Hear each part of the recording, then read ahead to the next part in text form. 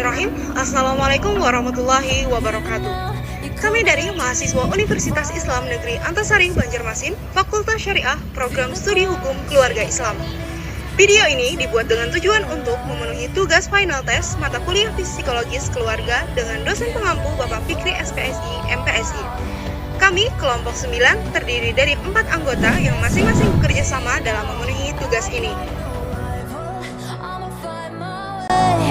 Through the blood and pain game of survival, anytime or place, watch 'em run away. I got none. I'll be standing on my own, never gonna take my throne. I got no rival, watch 'em run away. I got no I got no rival.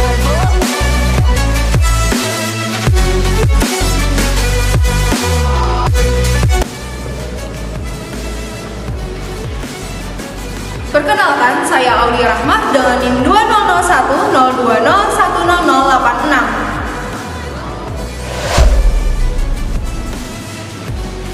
Saya Nur Afifah dengan NIM 20010201074. Saya Khairat Nisa dengan NIM 2001020101113. Saya Muhammad Edi Abdul Siti, NIM 2001020100022. Terbelakang dari perceraian. Dalam kehidupan setelah pernikahan, ada masa-masa yang harus dilewati untuk mempertahankan keharmonisan rumah tangga. Namun, banyak sekali masalah atau cobaan dalam kehidupan berumah tangga, yang mana masalah tersebut dapat diselesaikan dengan cara yang baik dan kurang baik. Masalah dalam kehidupan berumah tangga bisa saja berakhir dengan perceraian. Perceraian merupakan peristiwa yang sangat menakutkan bagi setiap keluarga, termasuk suami, istri, dan anak-anak. Padahal, semua sistem perkawinan paling sedikit terdiri dari 2 orang yang hidup dan tinggal bersama, di mana masing-masing memiliki keinginan, kebutuhan, nafsu, serta latar belakang dan nilai sosial yang bisa saja berbeda satu sama lain. Dari beberapa perbedaan tersebut bisa menimbulkan masalah yang fatal sehingga terjadilah perceraian. Apa sih perceraian itu? Di sini saya akan menjelaskan tentang pengertian dari perceraian. Perceraian merupakan suatu proses yang dalamnya menyangkut berbagai banyak hal seperti emosi, sosial, ekonomi dalam suatu masyarakat. Dari hukum yang berlaku layaknya suatu perkawinan. Jadi bisa kita tarik kesimpulan bahwasannya perceraian adalah suatu perkawinan yang di dalamnya menyangkut hukum dan permanen. Apa faktor penyebab terjadinya perceraian? Faktor penyebab terjadinya perceraian. Sangat beragam masalah yang menjadi penyebab terjadinya perceraian. Namun, pada video ini akan disebutkan 4 faktor penyebab terjadinya perceraian. Saya singkat 2K, 2P, yaitu kurangnya komunikasi, KDRT, perselingkuhan, dan perceraian. Yang pertama, kurangnya komunikasi. Pada saat pasangan suami istri sama-sama memiliki ego yang tak mau bicara mengenai suatu masalah untuk diselesaikan, maka hal itu bisa menyebabkan renggangnya hubungan antara pasangan suami istri. Yang kedua, KDRT atau kekerasan dalam rumah tangga. Banyak jenis kekerasan dalam rumah tangga, baik secara fisik, emosional, verbal, maupun ekonomi, yang dimana kekerasan ini dapat berdampak buruk pada korban kekerasan baik terhadap fisik maupun mentalnya. Yang ketiga, perselingkuhan. Pemicu terjadi perselingkuhan biasanya dilandasi oleh hawa nafsu yang tidak puas terhadap pasangan, sehingga selalu mencari-cari yang lebih dari pasangannya, baik dari pihak suami maupun pihak istri. Yang keempat, perekonomian. Salah satu modal dasar seseorang berumah tangga adalah tersedianya sumber penghasilan yang jelas untuk memenuhi kebutuhan hidup secara finansial. Selanjutnya, kehidupan keluarga antara lain ditentukan oleh kelancaran ekonomi. Sebaliknya, kekacauan dalam keluarga dipicu oleh ekonomi yang kurang lancar. Apa dampak dari perceraian? Perceraian adalah hal buruk yang harus dihindari dalam suatu rumah tangga. Karena akibat perceraian tidak hanya akan dirasakan oleh pasangan suami istri saja, namun juga akan dirasakan oleh orang-orang sekitar mereka. Bagaimanapun, perceraian menimbulkan beberapa dampak tidak baik terhadap hubungan mantan suami istri, keluarga kedua belah pihak, maupun terhadap anak-anak. Di antara akibat-akibat perceraian tersebut, yang pertama yaitu anak menjadi korban, yang kedua timbulnya perselisihan atau permusuhan, yang ketiga timbul rasa benci pada anak-anak, yang keempat stres, yang kelima gangguan emosi, dan yang keenam pengalaman traumatis terhadap salah satu pasangan dan anak-anak. Yang pertama, anak menjadi korban.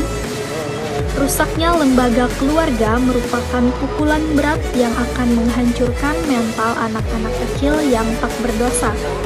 Sebab perceraian orang tua merampas perlindungan dan ketentraman anak-anak yang masih berjiwa bersih. Bagi anak, menjadi tidak jelas kemana harus melangkah, bagaimana keadaan mereka nantinya. Dan dalam lingkungan seperti apa mereka akan hidup.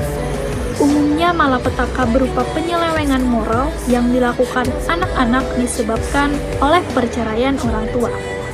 Banyaknya tanggung jawab yang harus dipikul dan dosa bertumpuk sebagai akibat penyelewengan sebelumnya. Yang kedua, timbulnya perselisihan atau permusuhan. Bila rumah tangga terputus akibat permusuhan, hal ini umumnya akan sangat merenggangkan silaturahmi di kemudian hari.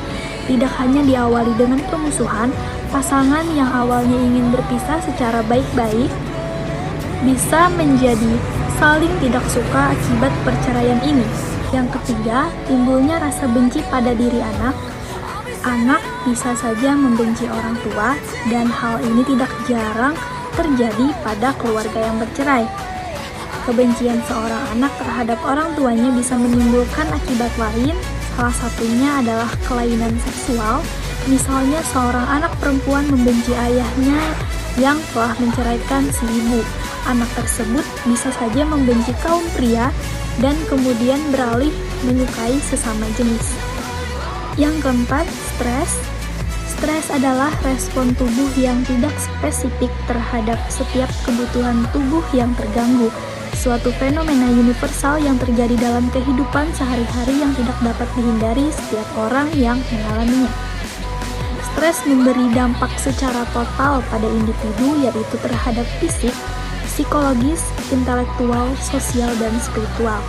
Stres juga dapat mengancam keseimbangan psikologis. Stres emosi dapat menimbulkan perasaan negatif atau destruktif terhadap diri sendiri dan orang lain. Yang kelima, gangguan emosi. Wajar jika setelah bercerai masih menyimpan perasaan cinta terhadap mantan pasangan, harapan untuk hidup sampai tua bersama menjadi kandas. Hal ini dapat menyebabkan perasaan kecewa yang sangat besar yang menyakitkan, rasa takut jika tidak ada orang yang akan mencintai lagi, atau perasaan takut ditinggalkan lagi di kemudian hari. Kemudian yang terakhir, pengalaman traumatis terhadap salah satu pasangan dan anak-anak.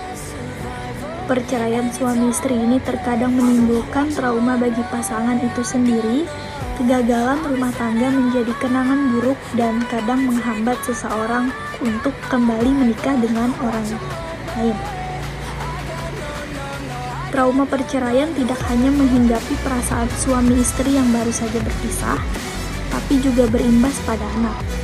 Trauma yang terjadi pada anak bisa berupa timbulnya ketakutan untuk menikah atau takut menerima orang tua tiri yang baru. Apa dampak psikologis dari perceraian? Di sini saya akan menjelaskan tentang dampak psikologis dari perceraian.